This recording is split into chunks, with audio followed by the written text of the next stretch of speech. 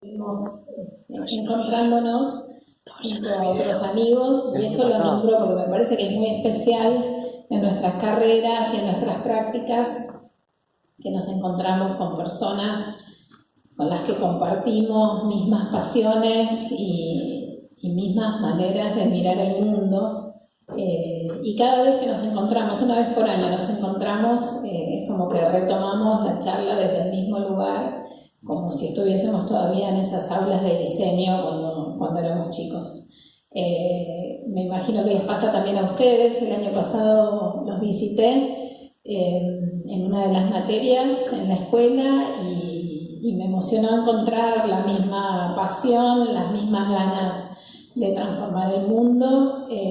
Así que bueno, vengo acá en realidad a compartir algo de conceptos, de visiones, de proyectos, pero desde un lugar completamente par. Felicitaciones por la charla, recién por el proyecto que mostraron, Gachi, Claudia. Bueno, no sé si estoy a la altura, porque realmente el proyecto que han mostrado es de un valor impresionante y de sentido absoluto, así que bueno, tomo desde ahí el guante para seguir en el mismo tono de presentación. Si aburro me dicen, levantan la mano, yo puedo hacerlo de distintas maneras, así que siendo la primera charla, creo que el sentido es que todos quienes están acá encuentren estímulo en las palabras y también vale preguntar, interrumpir si tienen ganas. Bueno, a ver si me sale bien con esta técnica. A ver. Cierto, había algo.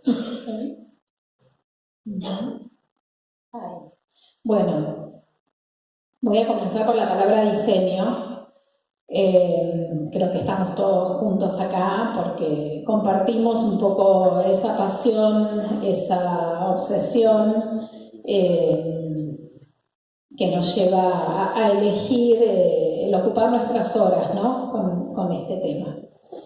Bueno, yo pasé por varios lugares, soy bastante inquieta, he entrado en organismos públicos, en la agencia que compartimos, en institutos de investigación, me estoy moviendo, y hace muy poco escuché a un diseñador italiano que hablaba de la definición de diseño como que era algo siempre cambiante, que necesitaba, como trabajamos con la realidad, en realidad trabajamos con el contexto, se nos hacía difícil explicar qué es diseño, porque es verdad que la realidad cambia constantemente y entonces como profesionales de transformación del contexto, nosotros estamos también todo el tiempo con el desafío de mantener nuestra práctica actualizada y vigente, porque van cambiando los problemas o las maneras de hacer diseño, y ahí entendí por qué en estos 20 años de carrera me había encontrado siempre tratando de entender qué quería hacer del diseño, de moverme y por qué iba, pasando por estos distintos lugares. Voy a traer algunos conceptos primero, ¿no? Podríamos decir que esto es lo natural, en realidad, que es lo que nos fue dado, y en realidad es muy difícil hablar de lo que es natural desde nuestro lugar, porque tenemos un punto de vista, una perspectiva, ¿sí?, que hace que esa mirada sea única en realidad, y eso es lo que pasa también cuando hacemos diseño. Desde el momento que encuadramos, digamos que hacemos foco con nuestra mirada, desde el momento que hacemos un recorte respecto de esa naturaleza, que la denominamos, que le asignamos una organización política, que definimos un protocolo de convivencia o de uso de ese lugar, lo estamos modificando en realidad. Esto lo digo para hacernos conscientes de que todo lo que hacemos en realidad es artificial, que todo lo que nos rodea desde nuestra mirada incluso, o del nombre que le ponemos, es artificial y que en realidad tiene una enorme decisión detrás y un enorme bagaje de parte del sujeto, ¿no? O de los sujetos del colectivo que lo define, que interviene. Y probablemente con eso quiera también remarcar la responsabilidad. Recién en la charla anterior, cuando se hablaba de la potencia, del poder que podía tener el diseño, si definía objetos que podían reemplazar ese apropiarse de algo original, bueno, ¿cuánto vemos que podríamos estar haciendo, ¿no? Entonces, ¿cómo podemos ser agentes en realidad de cambio y que estemos haciendo un aporte en el territorio que es otra temática que me apasiona?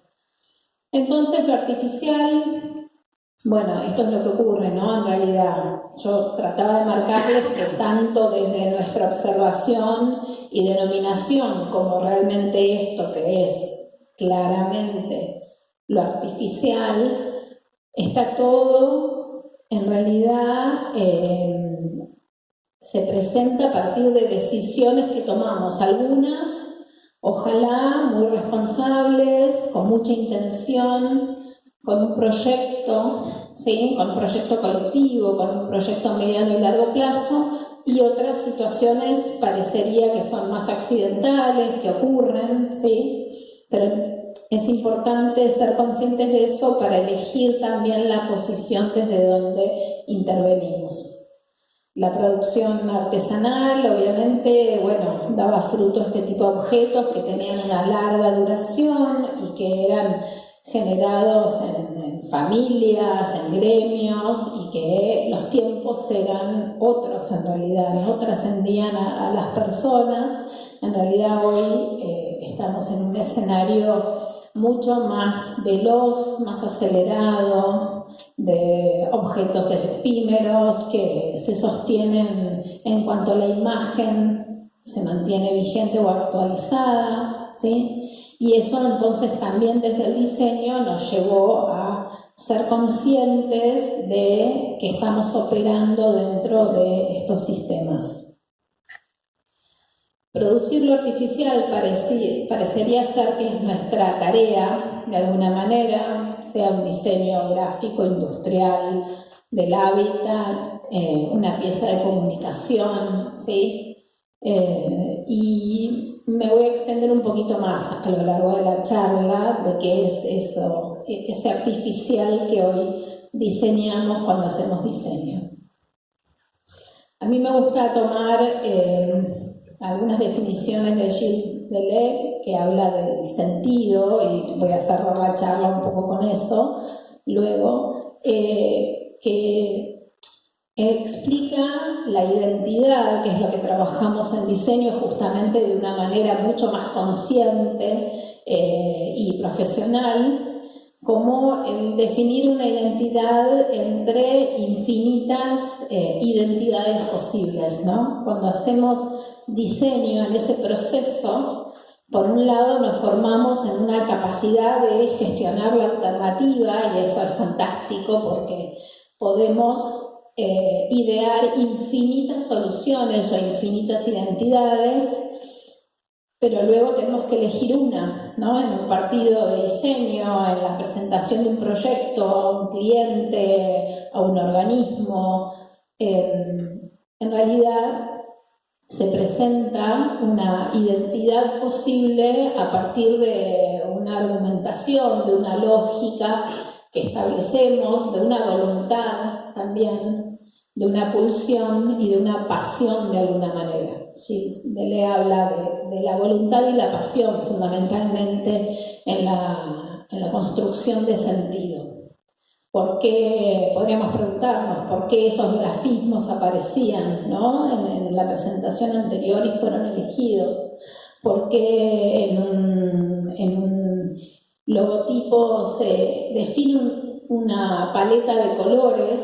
Podemos argumentar desde ya, en realidad somos profesionales y sabemos qué códigos culturales son más acordes para una decisión respecto de otra, pero después es pura intención, es pura voluntad, es pura pasión. Por eso las culturas tienen manifestaciones diversas en realidad, ¿sí? Y eso en parte, también ahí me gusta citar a otro antropólogo, a David Le Breton, es el sabor del mundo. Él habla de que eso es el sabor del mundo. Y hay infinitos sabores, ojalá, ¿no? Entonces eso es lo bueno y creo que viene muy ligado a la presentación anterior, donde es un rescate de lo local, ¿no? En realidad, no perder este sabor, mantengámoslo, ¿no? Y esa confusión, eso raro que ocurría cuando en realidad el sabor era, no sé, de la Pampa, por la Guarda Pampa, por ejemplo.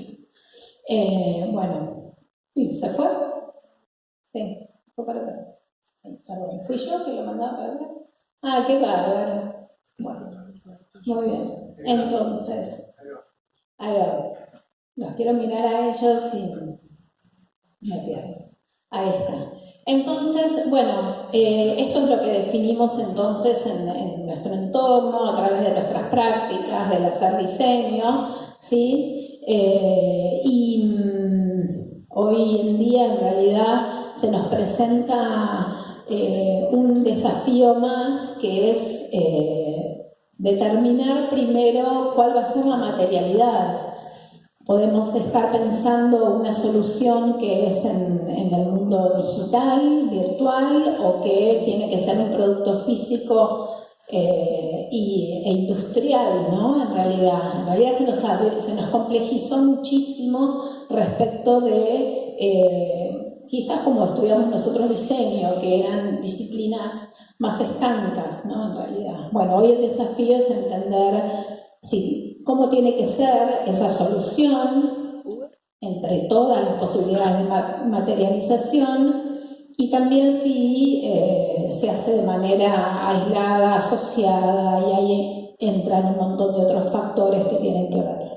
Lo que es claro es que, bueno, proyectamos, ¿sí? Y esto se empieza a ligar con la primera palabra que hace Marco a esta charla, a este encuentro y a estos 3 días, ¿no? Que es el proyectar. Lo prospectivo empieza a aparecer, ¿no? De alguna manera. Estas imágenes son de proyectos propios, pero las voy a usar un poco como excusa también para seguir recorriendo estos conceptos que es el sentido de mi presentación. En mis inicios como diseñadora industrial empecé diseñando productos en una empresa, en un emprendimiento. Creo que pensé que toda la vida iba a seguir haciendo diseño de producto, me apasionaba. Esta fue la primera pieza que diseñé, que pensaba cable de acero. Y bueno, trabajábamos con variables bastante precisas, con materiales, maquinaria. Había una función muy concreta que era tensar cable de acero para equipamiento, para cartelería, para estanterías. Y las tecnologías definían mucho, eran definitorias, digamos, y eran finitas, en realidad, era tornería. Entonces, bueno, a partir de esas variables fijas era que se podía hacer el juego en lo que era el definir esa identidad de producto entre esas infinitas identidades posibles, ¿no? Como decía un poco. Después mi tarea se fue complejizando y empecé a hacer más bien dirección de diseño, a llamar a un estudio gráfico, a rediseñar marcas, no yo, sino trabajando en equipo, a involucrarnos en lo que era la comunicación del producto, ¿sí? Y en ese momento lo sentía por momentos como medio impostora, porque en realidad había estudiado diseño industrial, entonces, ¿qué estaba haciendo? Empezando a meterme en otros temas que quizás no eran los de la formación de base. Creo que eso es algo interesante y que hay que estar alerta y darse permiso, porque las profesiones, las prácticas profesionales en realidad empiezan y después se van evolucionando hacia los caminos que se elijan, ¿no? En parte, y es lo que va formando perfiles o profesionales muy diversos y muy necesarios todos, ¿no? Hay muchos jóvenes acá, obviamente, por eso lo hablo un poco desde ese lugar. Y además sumemos esto, que el diseño va cambiando también, ¿no? Entonces es interesante también ir descubriendo en uno cuáles son los propios intereses y cuáles son esas capacidades o habilidades más naturales que uno tiene, esa afinidad dentro de todo ese universo de lo que se puede hacer. Especialmente el diseño, que las carreras no son tan lineales y tan fáciles de entender, porque hay muchos ámbitos en los que podemos participar y también tiene sus dificultades, entonces eso hace que tengamos que estar alertas y entendiendo cómo nos vamos constituyendo como profesionales y cuál va siendo el diferencial que uno tiene, ¿no? Que puede aportar, ese valor que uno puede llevar a un proyecto.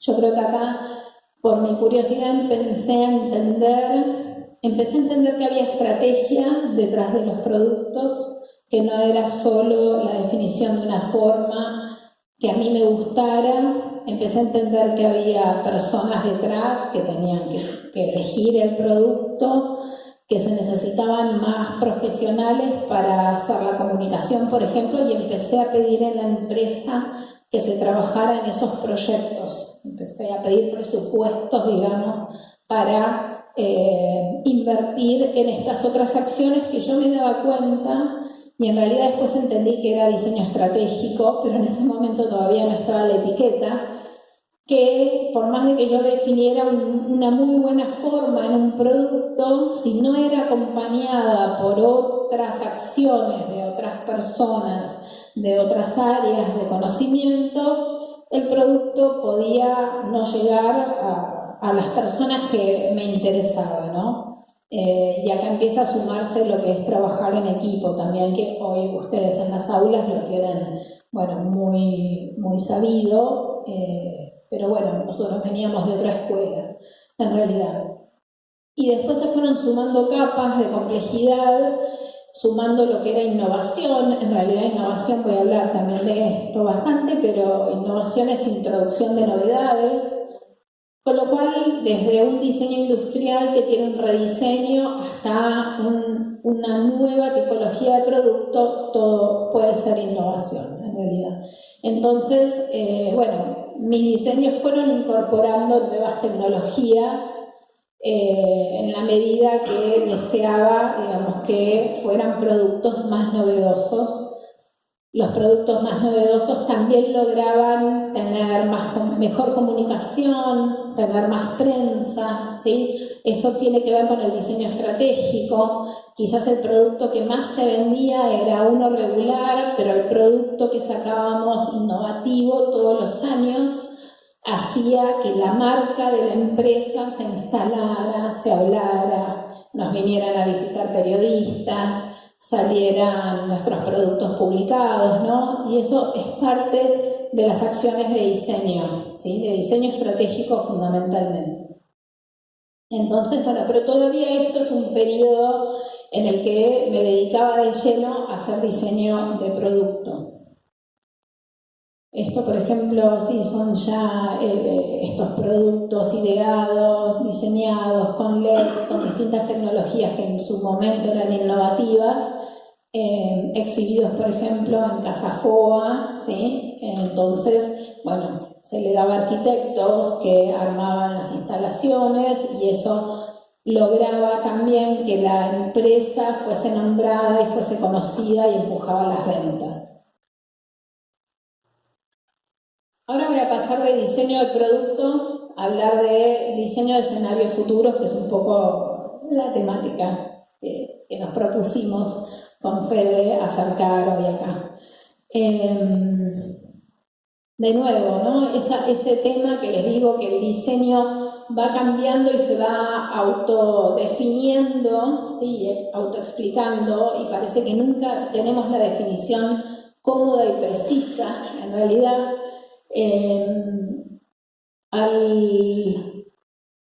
al haber estado diseñando producto en la empresa, después, viajé a Italia y ingresé en Philips Design, en una empresa y un área que trabajaba con escenarios futuros. ¿Sí?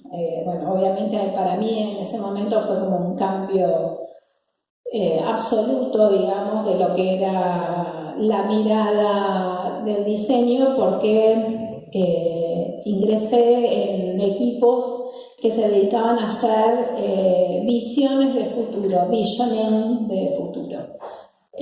Hoy está mucho más claro, se habla de diseño de futuro, en esa época no se hablaba de diseño de futuro, en realidad se hablaba solo de visioning, y eran proyectos en los que se trabajaba con tendencias, con nuevas tecnologías que todavía no estaban formateadas para el mercado, que se sabía que venían, pero todavía no eran accesibles para pymes, por ejemplo, pero una empresa como Philips podía desarrollar su propia tecnología, con lo cual eran proyectos que trataban de adelantarse, de visualizar y de proponer en realidad, porque yo creo que el futuro se propone, no es que vamos camino a algo ya preseteado.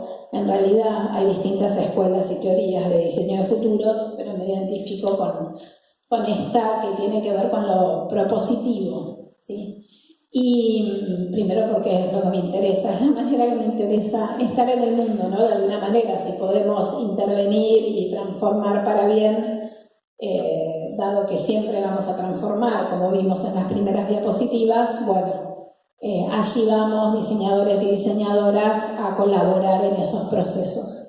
Entonces, en este caso era un proyecto para una empresa, Anderson Windows, que diseñaba ventanas y aberturas, y con las nuevas tecnologías de información y comunicación se sabía que el ambiente doméstico iba a cambiar, la domótica iba a ingresar en el hogar, iba a haber inteligencia en las aberturas, en las maneras de gestionar los espacios, y desde la empresa se armaban también estos proyectos y estas áreas de trabajo para adelantarse a esos procesos y proponer, ¿no? Siempre lo propositivo. Y acá viene esa palabra que es la de prospectiva.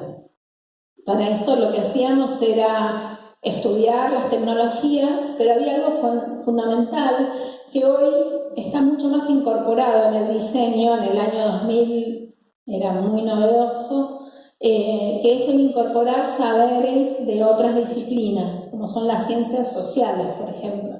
Yo trabajaba a la par de sociólogos o de antropólogos o de tecnólogos, ¿sí? Y trabajamos juntos de igual a igual en un proyecto de diseño. Hoy creo, por suerte, en realidad cambió mucho el modo de abordar diseño, y esto ya es algo que se incorpora naturalmente y se hacen estos procesos de entrevistas, de entender a las personas, de adelantarse, y después voy a traer la otra palabra de la conferencia, que es esto de polifónico, ¿no? Que se vincula.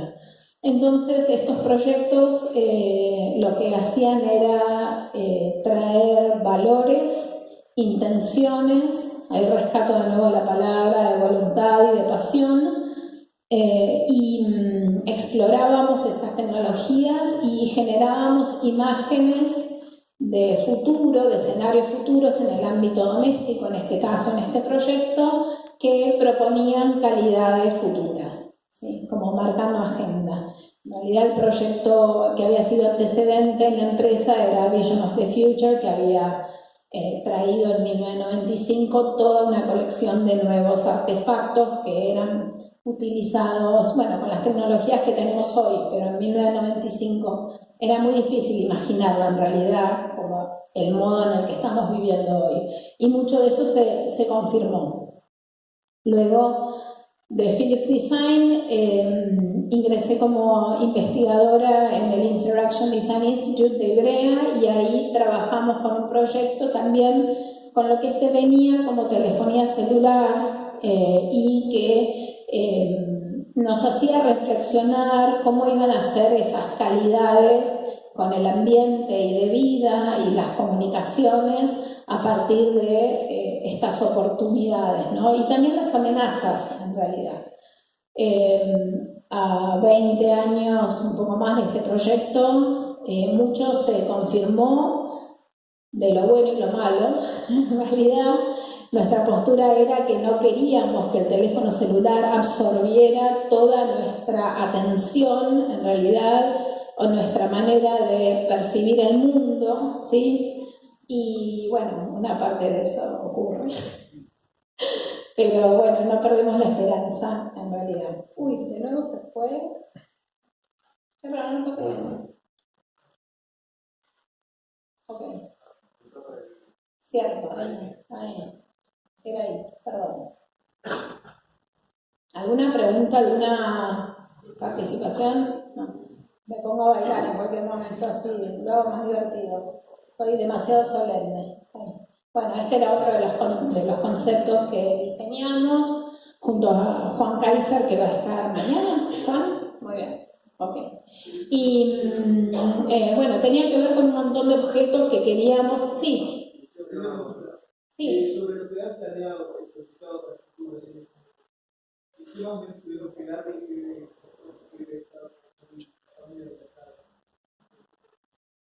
muy adelantado, creo que. Bueno, que no se, en realidad nosotros teníamos, por un lado, marcábamos, cuando se trabaja con diseño de futuros, me encanta la participación, así que te la agradezco. Cuando se trabaja con diseño de futuros, dentro de, por lo menos las metodologías que yo aplico ahora, es la foto de lo que no queremos y la foto de lo que queremos. Por eso es propositivo, ¿no? Entonces trabajamos con el no. Nosotros en estos proyectos lo que no queríamos era que el teléfono celular se comiera toda nuestra atención y fuese la única interfase con la que interactuábamos. Entonces, por ejemplo, no sé, nuestros padres miraban por la ventana, veían el cielo y podían predecir cómo iba a estar el clima ese día, por ejemplo, o más atrás. Después la radio y la televisión empezaron a dar información, o el periódico, ¿no? Y nosotros empezábamos a predecir en realidad, en esa perspectiva, que el teléfono iba a ser el único instrumento que nos iba a dar toda la información, todos los estímulos para leer, para entender y demás. Y eso no estábamos de acuerdo, en realidad queríamos ofrecer muchas otras calidades de estímulo y de información con tecnología, pero que vos sigas leyendo el entorno, que te sigas vinculando. Por ejemplo, este cartel en realidad era para que te llegue información customizada a vos, pero cuando pasás por un lugar en particular, ¿no? Había todo un tema de que sigas interactuando con la localidad. Y lamentablemente en realidad gran parte ocurre de eso que no queríamos.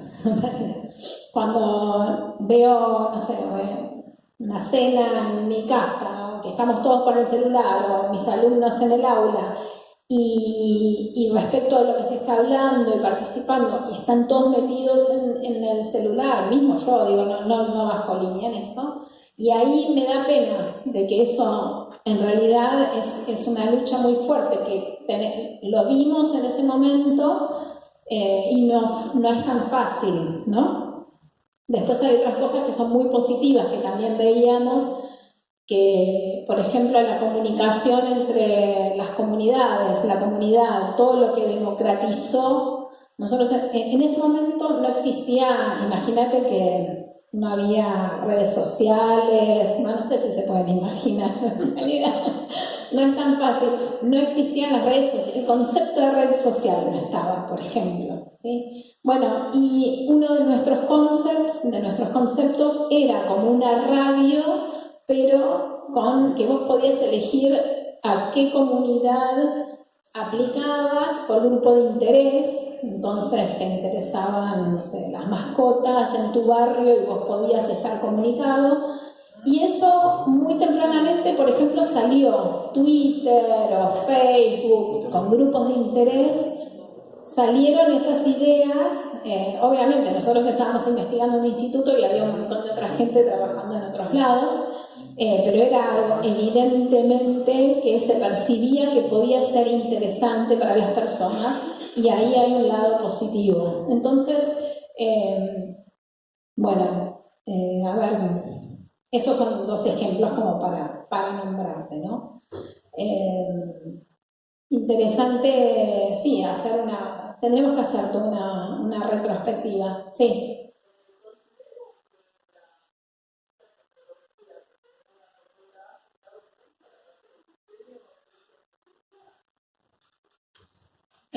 Sí, a ver, cambió el escenario productivo en general, sí.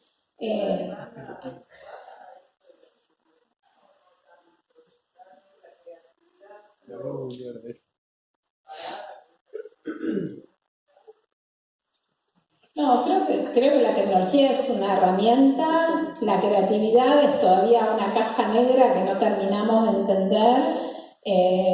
Sí, favorecemos procesos para que ocurra cuando estudiamos metodologías, técnicas, y en realidad te diría que es más bien lo que ocurre en el taller de diseño, sin llegar a decodificar del todo lo que está pasando, pero es necesario, casi es como la foto del artesano que estaba en el taller y que de pronto, después de mucho trabajar con el material, el conocimiento aparece y se vuelca. En ese sentido no lo veo distinto. Es verdad que hay grandes amenazas, pero las amenazas son también si interpretamos mal las tecnologías. Esto nos pasa en el aula.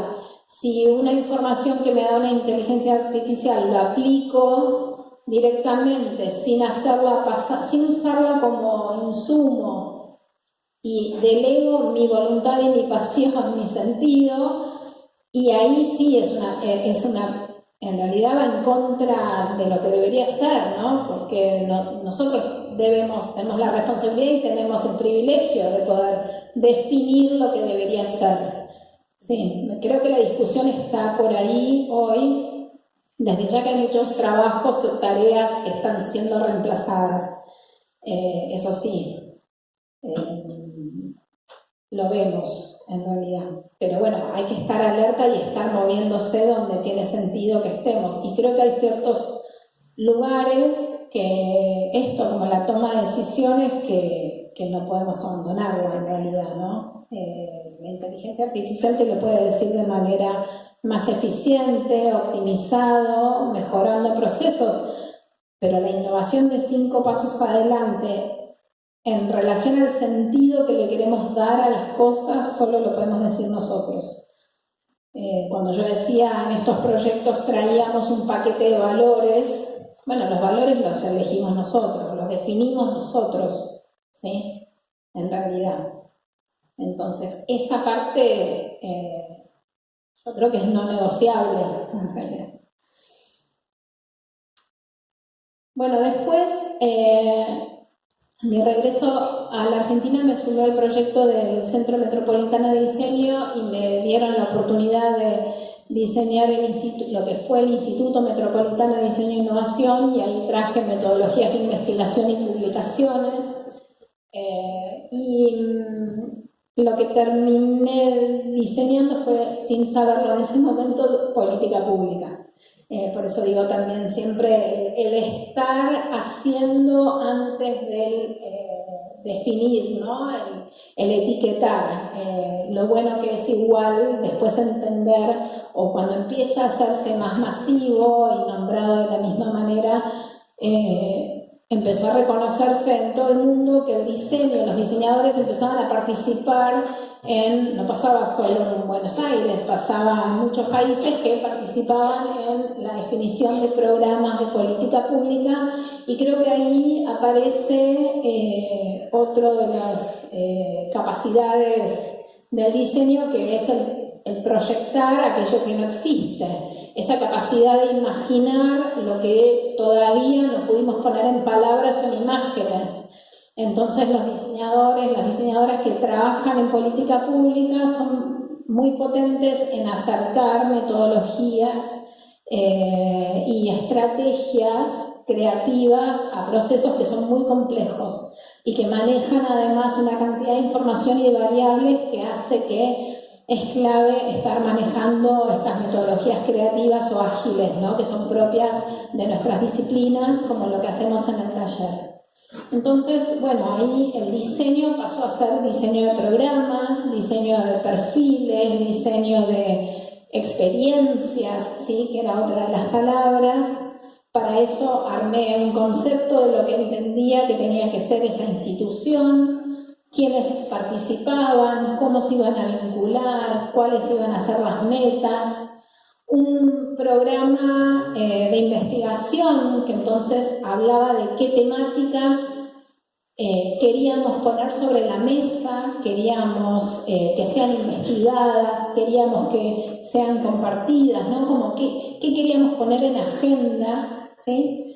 Y después las dinámicas de cómo se iban a poder hacer transferencia de ese conocimiento generado en el territorio a múltiples audiencias.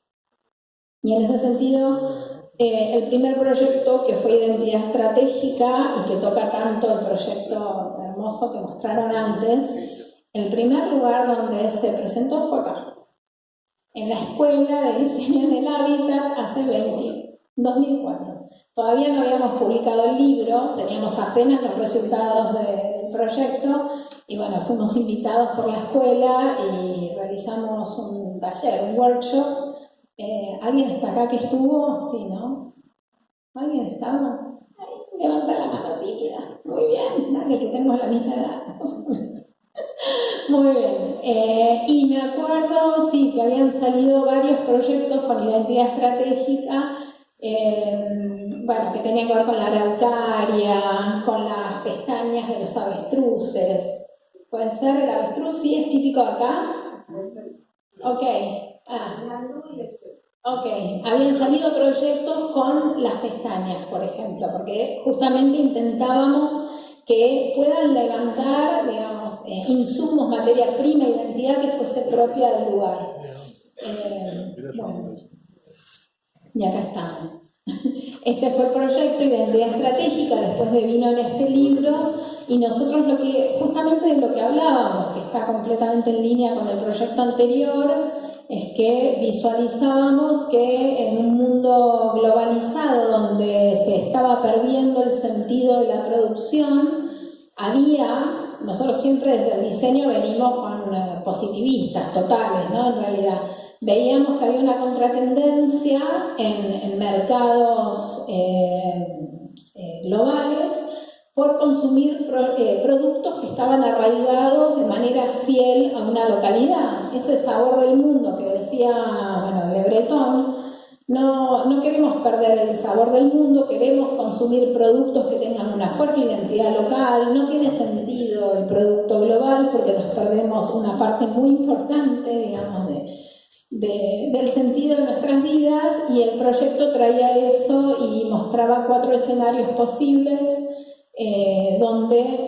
a los que podíamos, digamos, adscribir productos con una fuerte identidad local, ¿sí? Y además en escalas de producción que no necesariamente eran las globales. Entonces, para nuestro país, en realidad, lo que queríamos era traer una voz positiva y de aliento, es decir, no hace falta que seas Coca-Cola, no hace falta que seas una gran empresa global. Se está valorando lo que es de origen, de denominación de origen controlado, se está valorando lo que tiene una trazabilidad transparente, ¿sí? Hay otros valores que están poniéndose en juego y justamente desde estructuras más chicas era la fortaleza. Entonces ahí también lo que entendimos era que no solo estábamos hablando de diseñar productos, servicios y futuros, sino que estábamos entendiendo sistemas y ecosistemas también, porque cuando definimos, por ejemplo, un producto con identidad estratégica, estamos armando el mapa de actores de quienes participan, ¿sí? A quienes ponemos el foco encima, ponemos en valor. Y que obviamente son instrumentos de sostenibilidad, ¿no? En realidad. Entonces ahí devino la siguiente publicación que proponía, este es el modelo reconsiderado, actualizado, el contar, el mostrar que los productos en realidad detrás tienen un enorme mapa sistémico de personas, de saberes, de decisiones que están participando dentro del mismo proyecto y que cuando hacemos diseño, en realidad está bueno que seamos conscientes de eso, primero porque podemos poner en valor, podemos contar los relatos desde ese lugar, podemos invitar a nuevos actores también, en realidad es muy importante, tenemos como un poder muy grande en mano. Y si no somos conscientes, por ahí ocurre de manera más accidentada. Entonces, bueno, justamente lo que queríamos era poner el foco en ese entramado tan complejo que llevan los productos y los servicios. Y bueno, las decisiones de diseño tienen un peso enorme para eso. Bueno, también siguió el proyecto de política pública, la conferencia CMD, entendida como un evento anual donde iba a haber referentes instalando temáticas. Y bueno, por ese lado siempre, seguí con la publicación, pero eso como una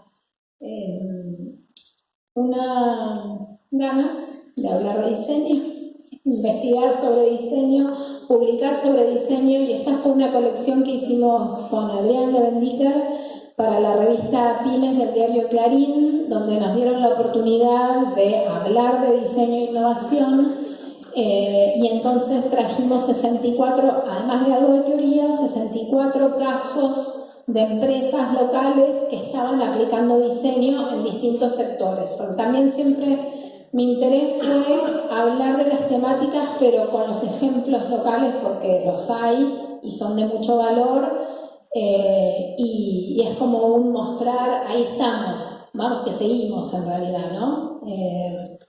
Alejarlo de lo utópico. Después llegó el proyecto, el pedido también desde la ciudad de Buenos Aires. Ellos estaban empezando con la política de distritos, ¿sí? Como si fuesen clústeres en realidad económicos, y estaba el proyecto de definir un distrito de diseño, y ahí fui convocada para armar el sentido del distrito, lo cual me llevó a investigar y a definir quiénes iban a ser los actores, cuáles iban a ser las dinámicas, qué queríamos que ocurriera. En realidad era puro diseño de escenarios futuros, ¿sí? Y de ecosistemas, en realidad. También una hoja en blanco que tenía que devenir después en ley, en proyecto de ley, para definir los instrumentos, los medios y las acciones que llevaran a la construcción de esa foto de futuro que teníamos de distrito. Y esto lo digo como algo desde nuestra disciplina, del poder que tiene el diseño para mostrar imágenes, primero para crear las imágenes. Entonces son procesos colectivos, y ahí voy a traer la palabra también regenerativo, que es parte de nuestra conferencia, que tiene que ver con que trabajamos con contextos y que tratamos de sumar valor, pero de trabajar con lo dado, digamos, no de traer un ovni, algo externo e instalarlo, sino que nuestro rol, hoy lo entiendo más que nunca, es de facilitación absoluta, ¿sí? En realidad facilitamos, yo hoy me reconozco como facilitadora de procesos, escuchando a las personas, trayendo instrumentos que ayudan a que puedan expresar y compartir y co-crear, pero de ninguna manera traer un proyecto dado y llave en mano.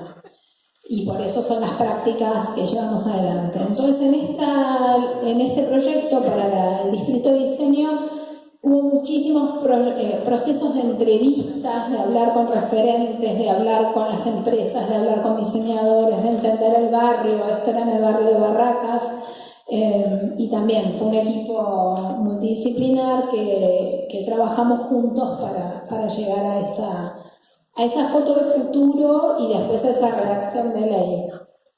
Entonces, ahí armé algunos modelos que tenían que ver con una red de valor, pensar en una red de valor, cómo podía ser virtuosa, cómo podía pasar el conocimiento de unos a otros, ¿no? Porque si hablamos de un distrito, ese sería el sentido de esos agentes trabajando juntos. Bueno, después unos años más adelante, en realidad por seguir con el mismo organismo, asumí la gerencia operativa y llevamos, bueno, también a lo que era el programa de Semana de Diseño y de distintas acciones, donde también acá ya teníamos, yo tenía un concepto mucho más de la participación del transmedia de alguna manera, por eso lo polifónico, ¿no? Que en realidad, más que de algo impuesto y dado, había que crear los programas para que las personas pudieran participar y ellas fueran la voz y los protagonistas de, por ejemplo, una semana de diseño.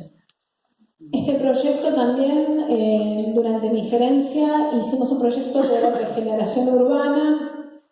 En ese momento había una política desde el Estado, desde la ciudad, de poner en valor barrios emergentes en la ciudad de Buenos Aires, y nosotros participamos en una parte de investigación que tenía que ver con lo que estaba pasando en el resto del mundo, tendencias en relación a la regeneración urbana. Encontramos muchos puntos igual de choque y de fuerza de alguna manera, porque son proyectos donde, bueno, hay cruces políticos, son proyectos muy complejos, porque son ecosistemas además emergentes, donde, por ejemplo, lo primero que detectamos nosotros es que al traer ciertos modelos habitacionales en algunos de los barrios emergentes, se había roto, por un lado, el concepto de familia que tenían en los barrios, porque se definieron departamentos para 4 personas como familia tipo, y en realidad no era el modo de habitar instalado. Entonces había como una fractura muy fuerte social. Otro tema tenía que ver con que la actividad económica en realidad se desarrollaba dentro de la propiedad, porque se cocinaba y se vendía lo que se cocinaba o se cocía además. Y también al traer estos edificios se rompía el tejido en realidad laboral. Bueno, fueron temas que desde el diseño trajimos, pusimos en agenda, hicimos workshops, trajimos algunas propuestas, lo que no quiere decir que todo derrame de la manera que uno espera, pero sí me interesa marcarlo para compartir cómo desde el diseño podemos ser agentes activos en la participación de definición, por ejemplo, de proyectos territoriales, ¿no? Esto fue la metodología que llevamos adelante. Llegamos a 30 ideas soluciones que podían atacar esos problemas de índole social, de índole económica. Y estos eran algunos de los ejemplos, bueno, también del relevamiento que veníamos haciendo. Un laboratorio, esto ya es mucho más nuevo, hecho desde, no como gerente operativa, desde mi agencia, desde Total Tool, con el Ministerio de Cultura en 2023, nos invitaron a desarrollar unos laboratorios para el armado de política pública hacia adelante en lo que es el sector de industrias creativas, y ahí trajimos las metodologías que usamos proyectuales y invitamos a referentes de los distintos sectores de la cultura, muchos de ellos con intereses contrapuestos porque en realidad venían de los distintos eslabones.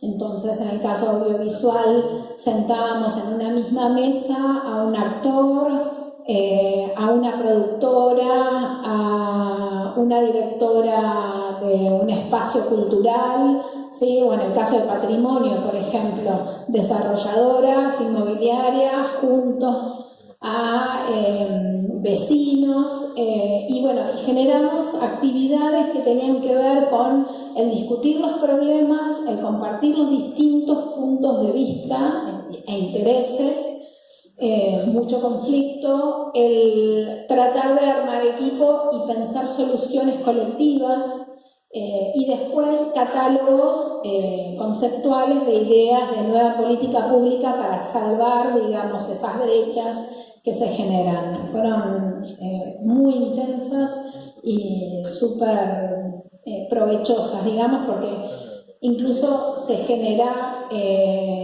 diálogo y por primera vez entre agentes que están en una misma temática, que están sacando sus porciones para distintos lados y que nunca habían estado sentados en una misma mesa a dialogar, ¿no? Entonces fue realmente revelador, y bueno, después vamos siguiendo, ojalá algunas cuestiones decantan.